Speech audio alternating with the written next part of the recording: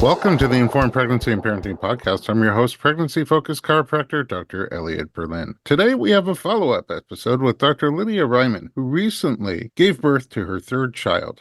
Dr. Riman, a holistic dentist, joined us previously to share her compelling journey through her pregnancies and birth experiences, and today she's back to share the rest of her story. Leedia Riman, welcome back to the podcast. Thank you for having me. I can't wait to hear the rest of the story. Just as a recap, for anybody who didn't listen to the first episode, you had two challenging pregnancy birth experiences. You got the awful hyperemesis, nausea, vomiting all through the pregnancy. You had not the greatest support. And then even in your second birth, not in love with the level of informed consent. And then you assembled yourself an amazing care team. And last time we talked, you were about to set sail for a much more empowered experience. Let's start with the end of your pregnancy. How was the last bit of pregnancy for you? The wait was very challenging. So after we spoke, I was having inconsistent contractions and I gave birth, I think, a week later. So like a week of on and off? A week of on and off. Yes. Yeesh. How do you get through that mentally and physically? It's very difficult mentally when you're waiting for nature to take its course. You gotta lean into the trust. You gotta lean into your faith. You gotta lean into God. And you gotta learn and you gotta open up your heart and mind and just trust the process and trust nature. And I think that's something that we've steered very far away from, trusting nature, trusting the process in our bodies as women. And I can say this really wholeheartedly because I didn't trust my body the first couple times during the delivery portion. And this time I trusted, and having that support system, like I had my doula, Lori Bregman, was an angel throughout the process because I knew I had someone to resort to. I can express to her all my full emotions. There was one day she actually physically came to me and met with me. She's like, I feel like your anxiety levels right now needs me physically next to you. And she came, and just having that level of support, and it doesn't have to be a doula. It could be a friend. It can be your mom. It can be your grandma. It can be anyone, but someone who really understands what trusting the process really means, someone wise, because our bodies are magical and they really, really, really, really are. So yeah. Aside from that, are there other things that you did to find trust in your body? I meditated a lot. I got acupuncture at home. I visited you quite a bit right before. I think the last couple weeks I didn't leave the house, so I didn't see you, but I had an amazing chiropractor on board that knew how to deal with a pregnant woman's body. I got my teeth cleaned, and that always makes sense. That makes me feel better too. Right? Doesn't teeth cleanings make you feel better? It's When like it's over. when it's over. Yeah. But the process is just knowing what the crap that they're getting off of your teeth. So I did a lot of self-care and a lot of self-love. I ate very well. I really focused in on my nutrition. I paid attention to how I was feeling, and I wouldn't allow myself to be around anybody that didn't make me feel good. Like I really paid attention to the frequency that was surrounding. Like I tapped into my source. I really listened to every gut feeling that came my way. Because when you're 9+ months pregnant, it's on another level.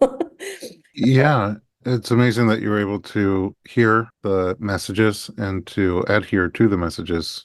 Those are both not always present. I don't always hear the messages, so that you can hear them and that you can take action. I mean, we're animals. We respond to the stimuli around us. And so if your body is telling you what it wants and what it needs, to be able to hear that and comply is powerful.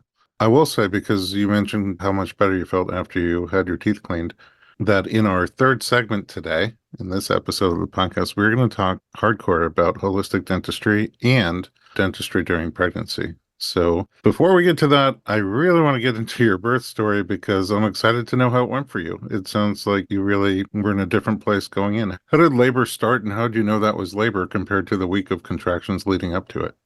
So labor never started full force. I was walking around town 6 centimeters dilated on the Monday that I gave. Whoa. So I got checked that Friday, and the doctor was like, and him and Lori, based on all my symptoms, my mucus plug was completely out.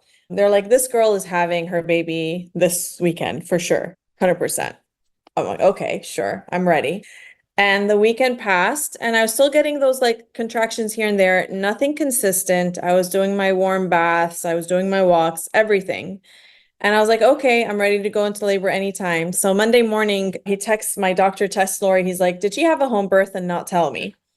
And Lori was like, did you have a home birth and not tell me? I'm like, no, I'm still pregnant. Uh, You would both know. And she started laughing. She's like, I think Dr. Katz wants to see you. I'm like, yeah. I mean, I'm like, I was feeling anxious. Like what you do, like you tap into, like you calm down, you meditate, you listen to your gut, and then you're like, oh my God, like I still haven't had this baby. So I'd go into the anxiety and then I'd calm down, go into the anxiety and calm down. So that morning, I told my husband he's coming with me to the doctor. I had a feeling that was it. And he was an eclipse baby on April 8th. oh, Yes. I'm like, another magical thing is happening that's today. so interesting because this started as a twin pregnancy. Yes. I don't know. There seems to be some metaphorical eclipsing of There's, the celestial bodies because one of the babies diminished early on.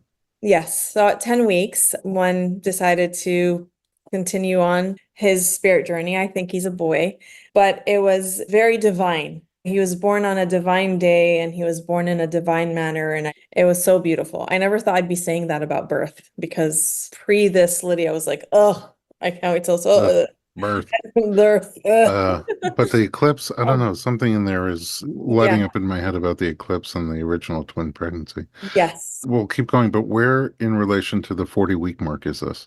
I was 41 weeks. And up until then, I mean, walking around at 6 centimeters, had you done anything to try to move things forward?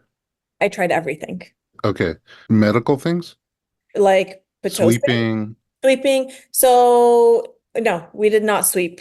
Okay, so We, just more natural I, things. I really wanted to do au naturel as much as possible. Okay. So I'm like, okay. I think it was 40 and a half weeks, not 41 quite yet. But I was 4 to 5 centimeters the prior week when he checked me. He's like, you're having this baby like this week for sure. And then the weekend for sure.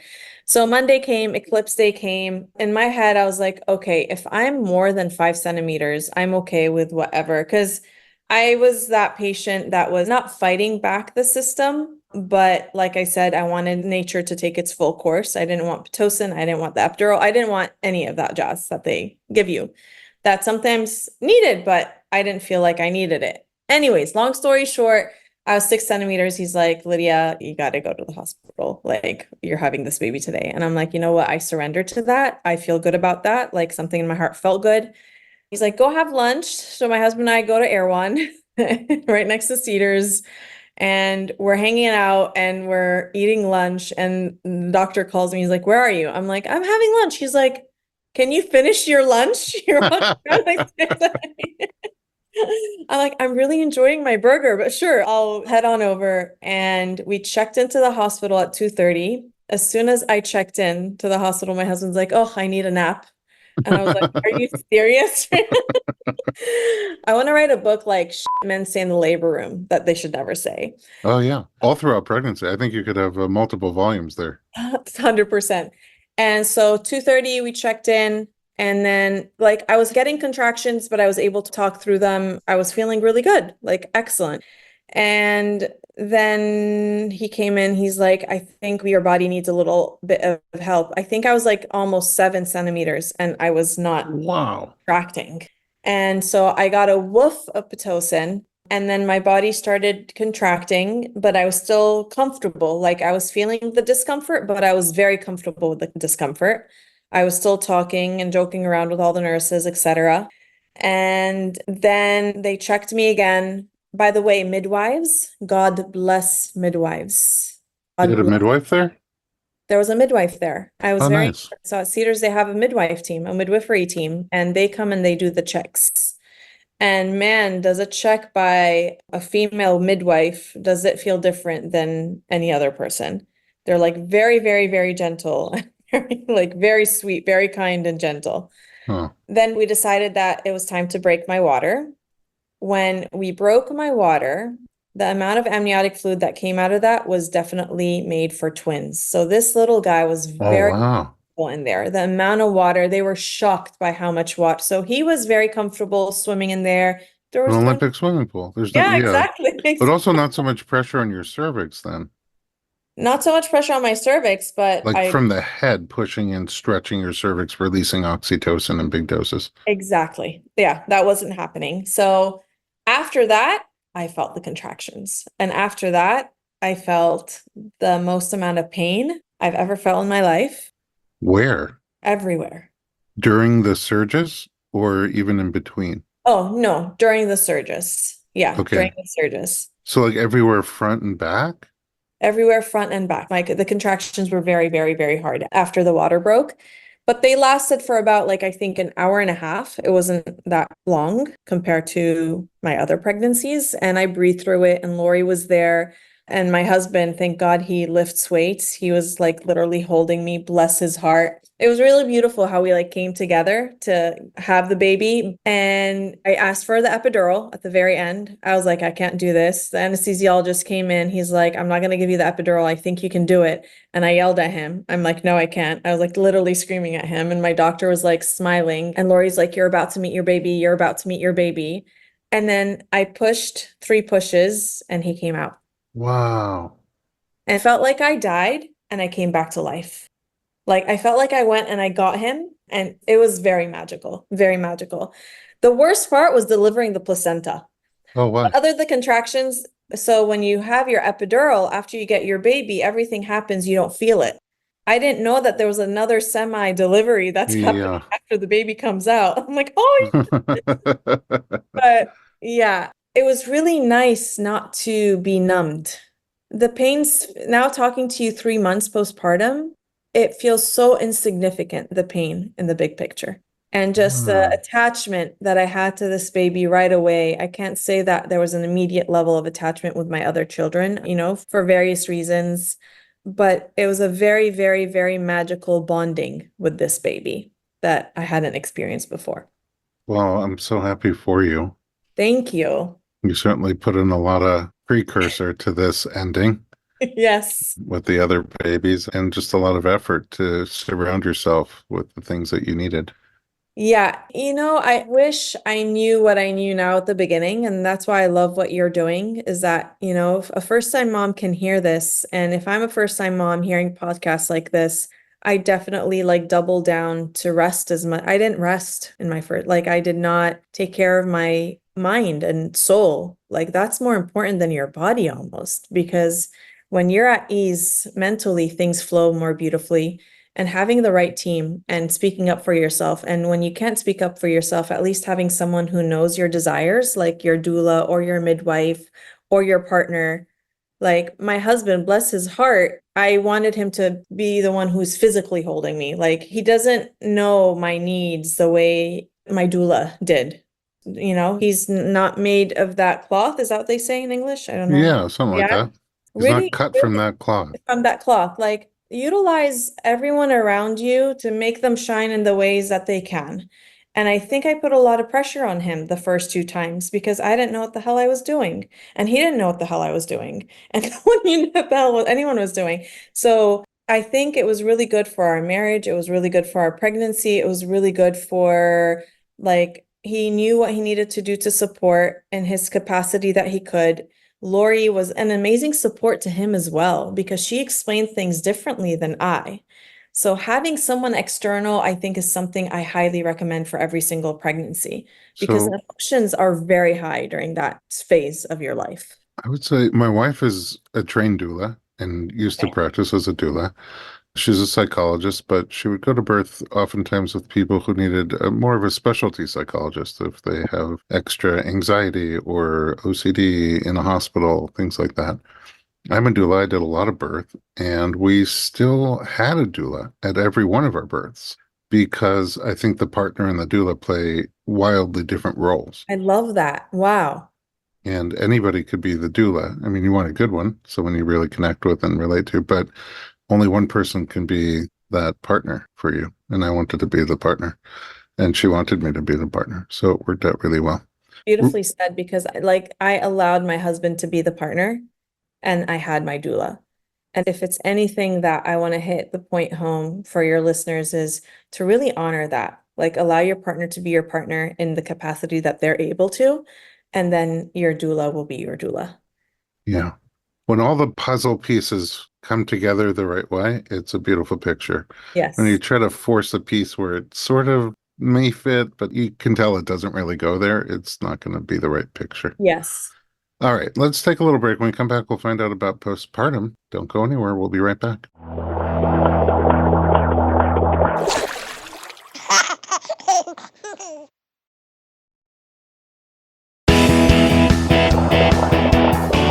Welcome back. We're talking to mom of three, holistic dentist, Dr. Leedia Riman. Okay, amazing birth. How is postpartum after that journey?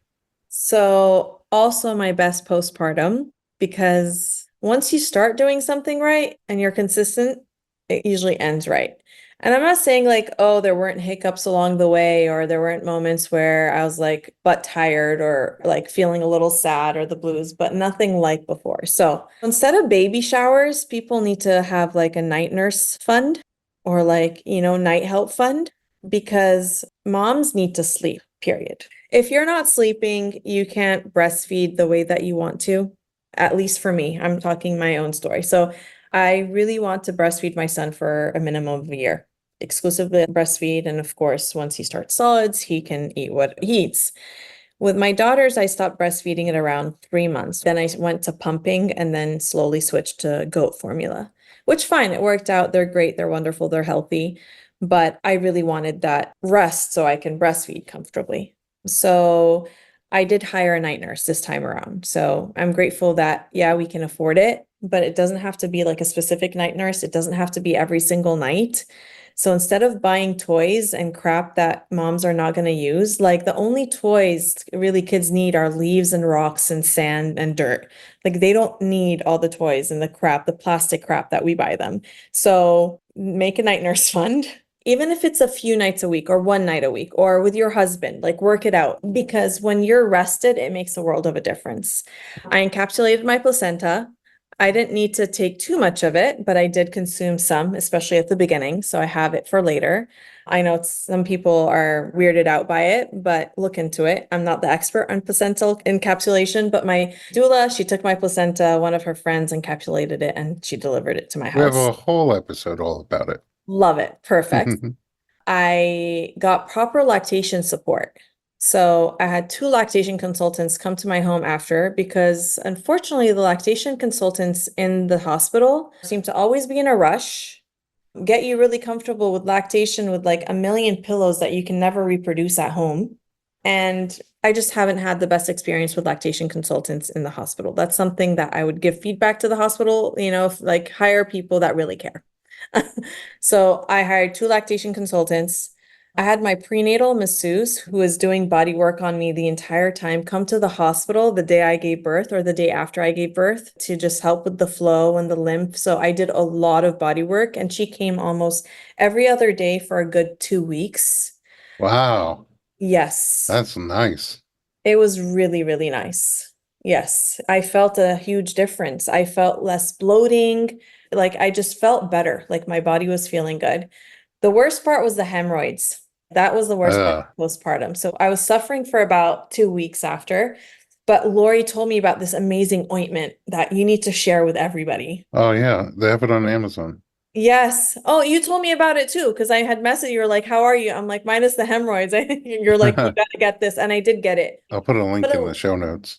please, oh my God, it was incredible.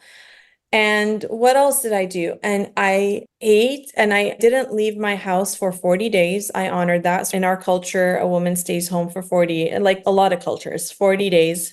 I did not leave my room. Like I'd walk around kind of to my daughter's rooms, but they knew that I was with their baby brother and I was resting, and I needed to rest in order to be healthy for them in 40 days. So they'd count down the days. It was really cute. But I really honored the first 40 days where I was consuming a lot of soups and broths and organ meats, and I just really focused on nutrition as well. And also, I was eating more comfortably because I wasn't nauseous anymore. I was like pretty nauseous until the day I gave birth. So I was really enjoying the non-nausea life and enjoying my food.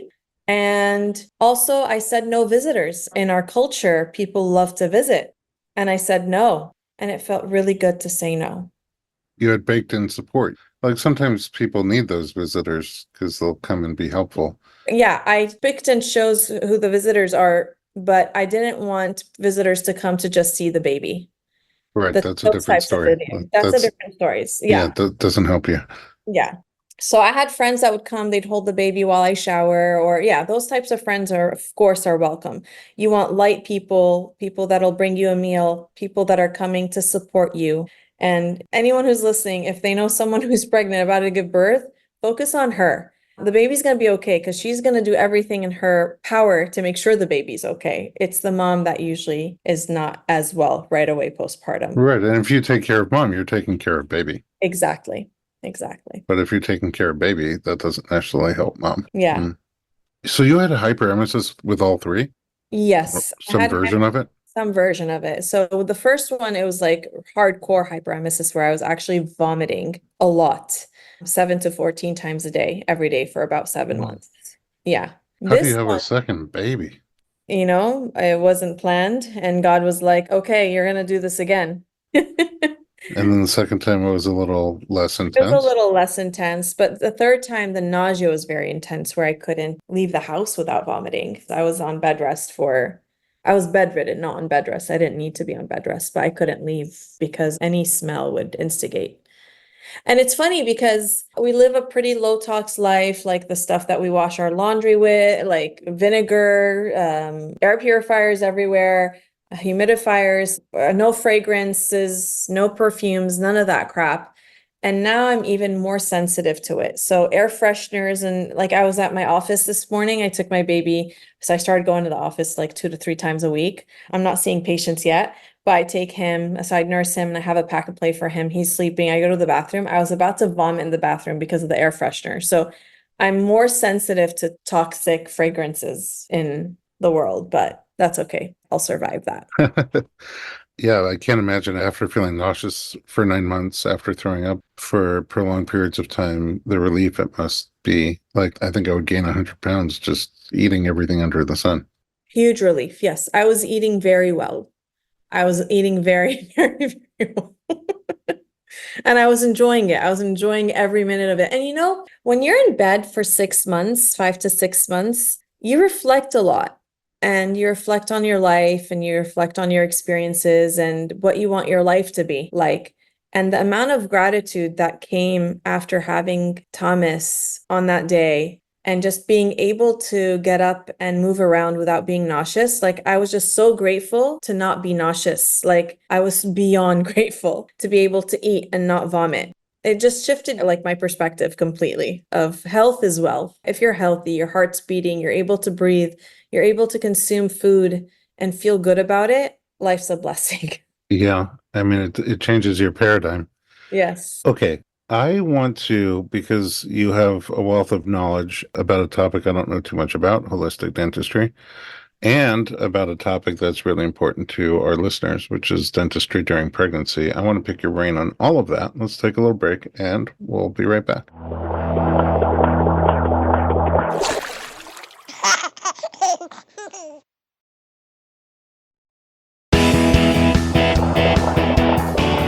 Welcome back. We are talking to Dr. Leedia Riman. Okay, what is holistic dentistry? Love it. Holistic dentistry honors the whole body as a whole and integrates your mouth into your body and looks at everything as a whole instead of just looking at a tooth with a cavity or not and drill and fill dentistry. So how does that play out practically speaking? Like different than when I go to my regular dentist, watch Netflix while they're doing all sorts of things in the Uh, mouth.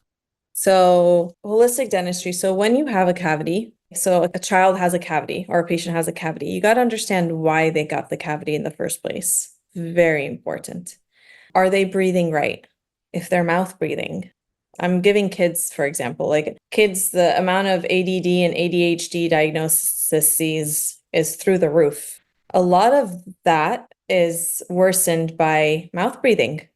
So when you're mouth breathing, you're not getting properly oxygenated. Your body isn't creating the right amount of nitric oxide. You're drying out your mouth and increasing the amount of gum disease and dental decay and bad breath and tonsil stones. So a lot of things manifest in the mouth where it's actually something else that's going on in the body. So if you're chronically mouth breathing, if you're malnutritioned, just because you live in a first world country and you have access to all sorts of food doesn't mean you're getting the proper nutrition diet. And we know in this country, the focus isn't on that. Just the food that they brought in the hospital to me was pretty crazy. Oh, yeah. That's another podcast. That's another 5 podcasts. But what type of food are you eating? What's your hygiene like at home? What's your relationship like with your dentist? Because if you do not have a good relationship with your dentist, I guarantee you're going to have dental issues because you're going to avoid the dentist. It's funny because people, when they don't avoid the dentist and they continuously go to the dentist, they have a lot less issues. And Sure, that then, makes sense. so that's a lot less money spent. That's a lot less time. It's a lot of energy and finances saved. And I focus a lot on women's dental health because hormones matter and hormones don't discriminate. And a man and a woman aren't the same dentally. So we have estrogen, progesterone receptors in our mouth. So our oral tissues are very similar to vaginal tissues. I think embryonically, not I think, I know embryonically they stem from the same tissue, the same cell. So we have estrogen receptors, progesterone receptors in our mouth. We even have, so one of the things, I'm sure you're familiar with the hormone relaxin that relaxes all your joints in preparation for childbirth. We have relaxin, we have ligaments around each one of our teeth. And these ligaments, like all the other ligaments in our body, they have relaxin receptors. So a lot of times during pregnancy and after vaginal delivery occurs, and even if it's a C-section, teeth shift and move because of these relaxin receptors. The periodontal ligaments, they're stimulated because of the increase of relaxin hormone in the body during delivery. And also, your mouth is the number one source of infection to your body. They found direct links between periodontal disease and gum disease and Alzheimer's, dementia, infertility, lower birth weights, premature labor, joint issues. And if someone who has any predisposed condition or has any condition, localized infection in your mouth where it's making your body fight an infection over here, it's taking away energy from the rest of your body. And I've had patients in my clinic that have had severely infected root canals. After we remove the root canals, certain symptoms in their entire physical body have improved significantly. We had a patient recently who had blood work before and after a deep cleaning. She needed a legitimate deep cleaning because her gums were so inflamed, so inflamed.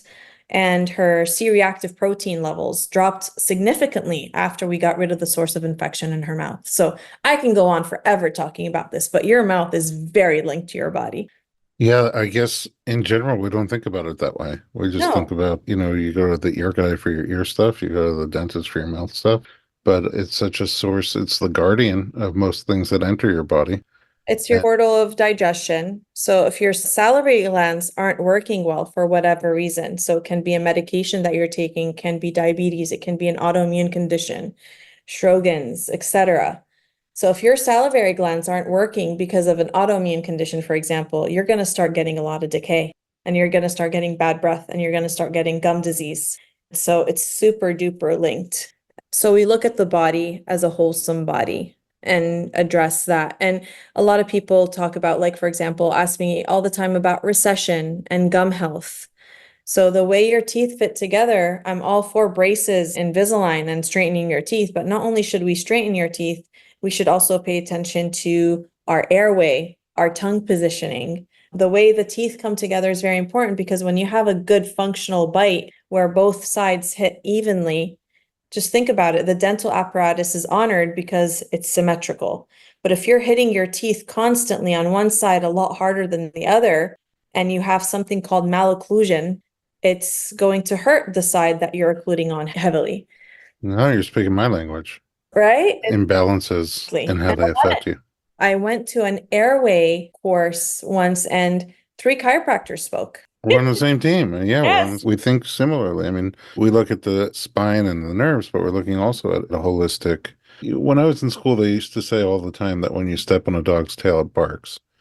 And the idea is, allopathic medicine oftentimes looks at symptoms, like really zeroes in on a particular area or symptom. And even if you just look at medicine as a whole, it used to be you had one family doctor and they would come to you And now we go to them, and there's a specialist and specialties for all the different parts of the body. And they keep becoming more and more highly specialized. You have an orthopedist, and there's the upper body, lower body, arm, hand. Now there's just a thumb doctor who only Yeah. does thumbs.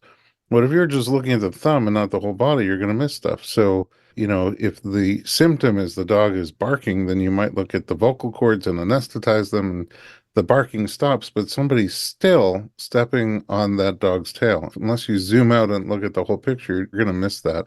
And it sounds like that's what you do through dentistry, and it's pretty cool. I never thought about it that way. Yeah, it's beautiful when you help somebody. In our office, we're usually like the final opinion. We're like the second, third, fourth opinion where like something isn't fitting or wasn't working elsewhere. The most recent story I can tell you, and this will hit the point home, someone was having chronic sinus infections and they put them on every single medicine. They had 2 sinus surgeries and these sinus infections were coming on and on and on. They wouldn't stop. So the source of it was 3 infected root canals. Wow. And the only way we were able to find out, if you have root canals, we always recommend to take CTs because that's the only way that we can see if the root canals are infected or not truly. And we saw massive infection. We removed them and the sinus infections resolved. Wow. That's incredible. Yeah. Well, you've opened my mind quite a bit. Thank you for that. Before we wind down, I want to find out from your perspective as a mother and as a dentist and as a holistic dentist, are there specific things during pregnancy that people should do either before the pregnancy, during the pregnancy, or after the pregnancy regarding oral health? Great question. So let's start before pregnancy. In an ideal world, you have a very clean mouth before you conceive for multiple reasons. So I'd get your teeth checked, your gum checked, everything, a whole comprehensive exam for you and your partner, because our periodontal health has been linked to infertility in 2 ways. So it increases your CRP, your inflammation in your body. For in men, it increases apoptosis, and that's a self-destructive sperm. They've seen that with men with high levels of periodontal disease and can cause lower motility, like of sperm. So it takes a sperm and an egg to conceive. So we got to look at both and how it impacts both. It's not just always on the woman. Then, as a woman, when you have a clean mouth and your baseline is very healthy, like, so my baseline was very healthy and I suffered hyperemesis gravidarum and nausea. So I wasn't eating very well. I was vomiting. The acidity levels in my mouth were very high. I couldn't floss my teeth for 4 months. Oh, wow. Thank God I had a great baseline. I don't have any cavities, nothing. The only thing that I did develop this pregnancy was 2 areas of recession because I was grinding a lot every time I vomited and at night. When you're pregnant, you're tired, you're lethargic, your home care isn't as high, your brushing and flossing isn't as high. Tongue scraping may not happen as frequently because you are gagging and you're nauseous. Morning sickness isn't stuck to only morning. You have morning sickness throughout the day. So a lot of things change while you're pregnant and things slow down and your level of self-care isn't as high, especially if you're having a hard time with nausea. So during pregnancy, it's important to do your best. Use a baby toothbrush if you're a gagger. That will save you. That saved me, Oh, and that's that's a great tip. yes, like go to the children's section and get a soft baby toothbrush. And there's a company that makes flavorless toothpaste. So if you hate mint or you hate strawberry or whatever you don't like, try other flavors and just try your best to get in there as much as possible and get frequent cleanings during your pregnancy. So minimum once at the end of your first trimester and once at the end of your second trimester. And that nips things in the butt if anything is developing. So prevention is truly worth an ounce of cure. But if there is something that's already there, keeping the bacterial load in check will make it not worsen quicker. That's really great. What about afterwards? Any special considerations afterwards? So as soon as I could, I think it was 6 weeks postpartum, I got my first cleaning, a very thorough, great cleaning. I got some x-rays done just to make sure I didn't develop any cavities because I was freaking out about that, even though I felt like I didn't have, but I'm a dentist. I'm anal about that. I pride myself that I don't have any cavities. And right now I'm getting cleanings every 2 months. And that's just, postpartum, I'm breastfeeding. So a lot of nutrients are coming out of my bones, out of my teeth. I'm trying to focus on nutrition and supplementation. That's very, very, very important because it's depletion that gets us to get depressed. And it's depletion that causes us to crash in the postpartum phase. So double down on that. because that's going to help your teeth as well. And I feel a difference in my teeth. Like I was very sensitive the first 2 months, and then now I'm feeling a lot better. Like I'm not as sensitive anymore. Huh. I'm still sensitive, but not just my teeth. It's the way I was made. Doc, thank you so much for joining, for sharing your story in both episodes. I'm really grateful that you had a wonderful experience with this third birth and postpartum, and also informed thanks to you. And I'm going to look at my oral health differently. Thank you for having me, and you're a part of that, making it amazing. And just your support. You're just so supportive and wonderful. I thank you, Dr. Berlin. My pleasure. Before we go, where can we find you online? I am on Instagram. It's at Dr. Leedia, Leedia. That's the main place, or drlydia.com, but we're revamping that website, so I'm not sure how soon this will be out, but Instagram is the best way to go. Perfect. Thanks again for joining me, and at home, thanks for listening to the Informed Pregnancy Podcast. For more pregnancy and parenting information just like this, visit us online at informedpregnancy.com.